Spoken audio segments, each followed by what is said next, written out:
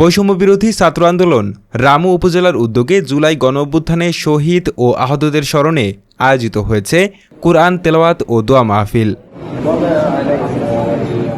মঙ্গলবার ১ জুন সকালে গর্জিনিয়া ইউনিয়নের একটি মসজিদে আয়োজিত এই কর্মসূচিতে অংশ নেন বিভিন্ন রাজনৈতিক ও সামাজিক সংগঠনের নেতাকর্মীরা।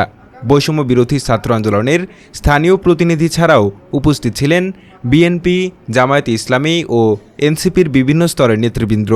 দোয়া মাহফিলে শহীদের আত্মার মাগফিরাত কামনা করা হয় এবং আহতদের প্রতি কৃতজ্ঞতা প্রকাশ করা হয়।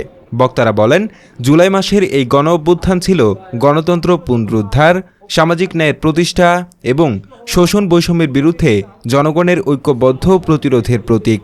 তারা বলেন, ইতিহাসের প্রতিটি আন্দোলন সংগ্রামে ছাত্র সমাজের ভূমিকা ছিল অগ্রগণ্য।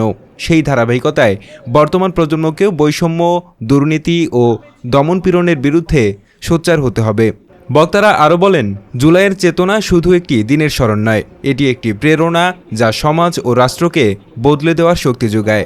সেই চেতনায় উজ্জীবিত হয়ে মৌলিক সংস্কারের মাধ্যমে একটি নতুন, ন্যায্য ও কল্যাণমুখী বাংলাদেশ গড়ার প্রত্যাশা ব্যক্ত করেন তারা। অনুষ্ঠান শেষে দেশের শান্তি, সমৃদ্ধি ও বৈষম্যহীন সমাজ প্রতিষ্ঠার লক্ষ্যে বিশেষ মোনাজাত করা হয়। নামে ছিল আমাদের স্বাধীন বাংলাদেশ, কিন্তু স্বাধীনতার স্বাদ মানুষের ঘরে ঘরে পৌঁছায়নি। আমরা নামে স্বাধীন ছিলাম, কিন্তু ভৌগোলিক তথা রাজনৈতিকভাবে পরাধীন ছিলাম। আমাদের জুলাই অভ্যুত্থানে হাসিনা কর্তৃক হাসিনার বুলেটে উড়ে যাওয়া, তাপ উঠে যাওয়া। নিউজ ডেস্ক, রামু খবর 24।